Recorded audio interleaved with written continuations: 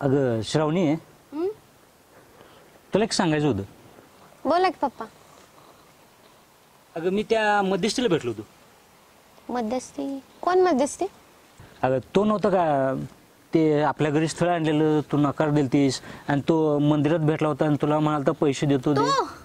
हां तुम्हाला दुसरा कोणी भेटला नाही होय? का काय झालं तर? आता तुम्हाला माहिती नाही त्यानं काय काय केलंय, किती खराब माणूस आहे तो, तुम्हाला सगळं माहिती आहे. होय माहिती आहे, पण काय करायचं, गावात एकटाच मध्यस्थी असल्यामुळं अवघड झाले. ते पण आहेच, पण तो ना खूप खराब माणूस आहे. त्यानं सगळा लग्नाचा खेळ मांडलाय, नुसता पैसा पैसा करतोय. तो माणूस ना पैशासाठी काय पण करू शकतोय. मग आता तुझा विचार काय आहे ह्यावरती? तुम्ही ना आपल्या पाहुण्यांना बोलून बघा ना जरा, काय म्हणतात ते. अगं पाहुणे अशा गोष्टींच्याकडे लक्ष देत नसतात, मग मी तर त्यांच्याकडे कशाला गेलो असतो. ठीक आहे, मग बघा काय होतंय ते. बरं ठीक आहे, मी बघतो काय ते. एवढं स्थळ बघून झालं की मग तू जा पुण्याला. मग बर ठीक आहे. विषय येतोय का नाही कोणाष्ट, त्याला सांगितलेल्या टायमाला तर कधी गडी हजर राहत नाही.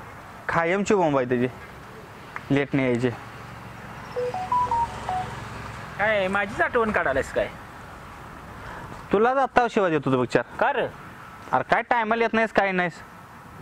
बरं ते जाऊ दे, काल मजा आली का नाही? अरे लय मजा आली. मी तर एवढा मारला म्हणतोस त्या मध्यस्थ्याला, लय म्हणजे लय मारलो. आबा सारखं ओरडायचं का नाही, त्याचा राग सगळा भरून निघला बघ तिथं. पाक झिरली असेल बघ तिची आता. मग काय, पार फाटून हातात आली असणार आहे बघ त्याची. अरे मला तर काय वाटते माहिती आहे, ते रासारी चादरातनं बाहेर पण आलं नसणार आहे. आता इथनं पुढं रात्रीचं म्हणलं तर ते स्थळ कोणाला बघायला जात नाही बघ. तू तसं पण काय म्हणू नको बाबा. माणूस का नाही पैशासाठी का नाही काय पण करू शकतोय. होय तुझं पण बरोबरच आहे, पैशासाठी माणूस फार लांब जातोय बघ. हां जसं की मी, बरोबर ना? अरे तुझं तसं नाही रे. अरे तू पैशासाठी नाही गेलेलास रे, तू तुझं स्वतःचं अस्तित्व सिद्ध करण्यासाठी गेलास. अरे कशासाठी का जाईना, पण लांब गेलोय का नाही मी. बरं ह्यो सगळा विषय राहू दे, तो आण्या कुठे गेलाय? सकाळी फोन केलो, फोन पण उचलला नाही, आणि सकाळी मला कुठं दिसलं पण नाही. त्याचा काय मेळ वेळ आहे का नाही? अरे सकाळी मला ते भेटला होता. काय म्हणला? मला म्हटला काहीतरी त्याचं महत्त्वाचं काम आहे आणि ते बाहेर जाणार आहे आणि संध्याकाळपर्यंत येतो बोललाय. बरं ठीक आहे, संध्याकाळी आला का नाही आपण भेटूयाच त्याला. भेटायच की. शिव का आलाय? अरे तुमच्याकडे काम होतं. काय काम होतं रे? ते तुमचा मध्यस्थी नाही का? ए आमचा बेमचा काय मध्यस्थी नाही बाबा, तो फक्त माझी स्थळं बघतोय. अरे तेच रे, त्यानं पण माझ्यासाठी एक स्थळ आणलेलं. बायोडाटा दिलता, त्या पोरगीची जरा माहिती काढायची होती. होय काय, काढे की माहिती. जरा बायोडाटा फोटो दाखव बघे. तुला बायोडाटा बघायचा आहे का? हे बघा.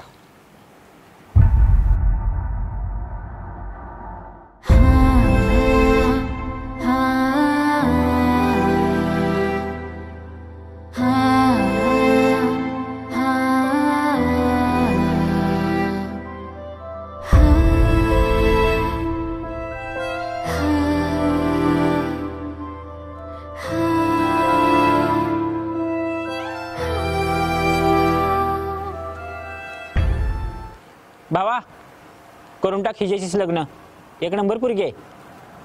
ए तिच्यासोबत काय लग्न करून करतो? ह्यो म्हणतोय त्या पोरगीसोबत लगीन कर, तू म्हणतोयस करू नकोस. काय विषय आहे काय? तू ह्याचं काय ऐकू नको, तू माझं ऐक. करून टाक. बघ तू ह्याचं काय ऐकू नको, तू माझं ऐक. मला सगळी माहिती आहे त्या पोरगीची. म्हणजे तुला कसं माहिती आहे पोरगीबद्दल सगळं? अरे माझा जोडदार आहे ते शेजारी, आणि माझं सारखं जाणं येणं पण असतं त्याच्याकडे, त्यामुळे मला सगळी माहिती आहे तिथली. मग सांग की काय माहिती आहे तुला? अरे त्या पोरगीचं बाहेर कुठं तर चालू आहे.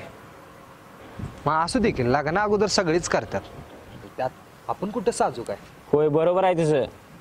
अरे काय बरोबर आहे, एका जागी नाही दोन दोन जागी चालू आहे त्या पोरगीचं. हे बघ, एका जागी असू दे नाही तर दोन जागी असू दे, माझं लगीन ठरू दे नाही ठरू दे, पण मी त्या पोरगी बघायला जाणारच आहे. आणि त्यात ते मध्यस्थीने एक पैसे घेतले ना, त्यामुळे तर मी पोरगी बघायला जाणारच आहे. बरोबर आहे तुझं. तू बिंदास्त जा आणि त्याच पोरगीशी लग्न कर. बरं चालतंय, येऊ काय मग?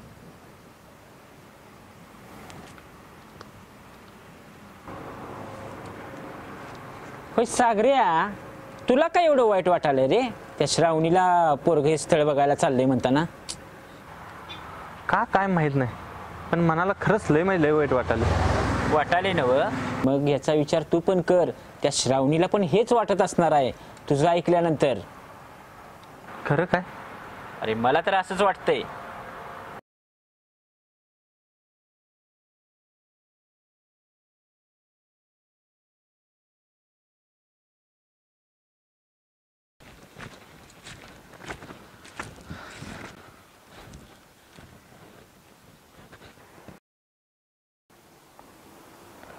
तू काय जो निर्णय घेतलायस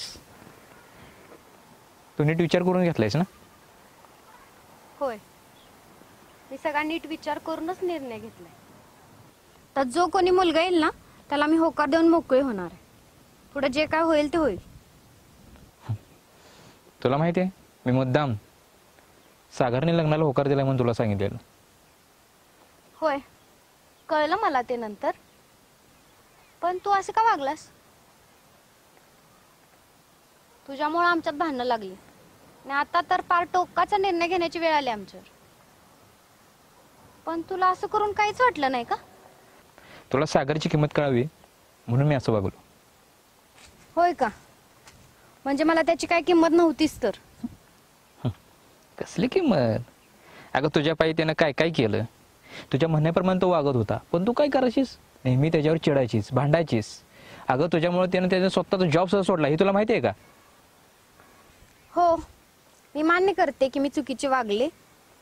पण तू जे काही केलेस ना त्यामुळे आम्ही एकत्र यायचं लांबच, पण आता आम्ही कायमचं लांब गेलोय. आणि तुला मी एक सांगते, माझी जी चिडचिड होती ना ते माझं प्रेमच होतं त्याच्यासाठी. चिडचिड? अगं कसली चिडचिड? तुझ्या ह्या चिडचिडीमुळे तुम्ही दोघं वेगळं झाला, हे माहिती आहे का तुला?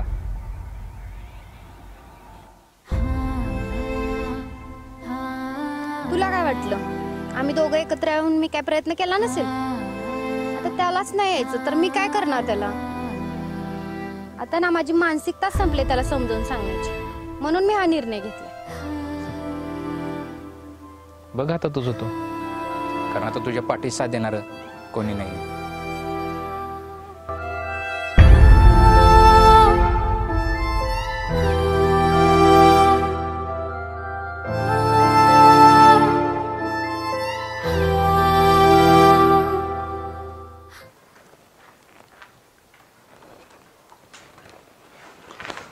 हो काका, एक मिनिट थांबा की. मी तुम्हाला कुठेतरी बघितलंय. ते धनाजीराव कोण? धनाजीराव लाडका? हा, मी त्यांचा चुलत मोठा भाऊ आहे. पण तुम्ही मला कसं ओळखलं? अहो ते माझे चुलत आत्याचे मिस्टर आहेत ना, त्यांच्या कार्यक्रमात मी तुम्हाला बघितलं, तिथंच ओळखलं. बर बर बर. तुमचं नाव काय? माझं नाव प्रमोद हाके. प्रमोद हाके का? तुमचं? सचिन लाड देशिंग. जयसिंग. का हो, काय झालं सर? काय झालं नाही, पण आता होणार आहे माझं लग्न. देशिंगमध्ये तुमचं लग्न? होय. अहो आमच्या भावकीमध्ये सर्वात मोठा मीच आहे आणि मला माहित नाही, असं कसं होईल? ते काय माहित नाही. थांबा, तुम्हाला पूर्वीचा फोटो दाखवतो. बरं दाखवा. हो का? हां बरं, मग तुम्ही काय करताय? मी पुण्याला जॉबला होतो, चांगला पगार होता, पण आता सोडून शेती करतोय, कारण की आपली 4 एकर बागायतदार शेती आहे. आता शेतीत बक्कळ पैसे मिळतात म्हणल्यावर शेतीतच असतोय. हां हां बरं, मग मी तुम्हाला एक सांगू का? बोला घेऊ. तुम्ही जो आता ज्या मुलीचा फोटो दाखवलात ना, हां, त्या मुलीचं मी वडील आहे. थांबा काका, पाया पडतो. राहू दे राहू दे राहू दे. पण मला एक सांगा, तुम्हाला मुलीचा फोटो कुठून मिळाला? ते आमच्या मध्यस्थीने दिला हो फोटो. मध्यस्थीने दिला? बरं ठीक आहे, मग केव्हा येते मुलगी पाहायला? काय कधी? उद्या येते की. उद्या? चालेल की, पण उद्या या. पण मध्यस्थीला घेऊन येणार का? झालं नाही नाही, मध्यस्थीला घेऊन येत नाही, आमच्या घरची लोक घेऊन येत तुम्ही. नाहीतर तुमचं लग्न ठरायच्या ऐवजी की नाही पैसे उकळायचं आणखीन लग्न मोडायचा कार्यक्रम तो जास्त करेल. चालते चालते हा फक्त मध्यस्थीला घेऊन येऊ नका म्हणजे झाले. नाही हो काका, एवढंच करा. मला लगीन करायचं आहे. माझं मी येतो. हा ठीक आहे ठीक हा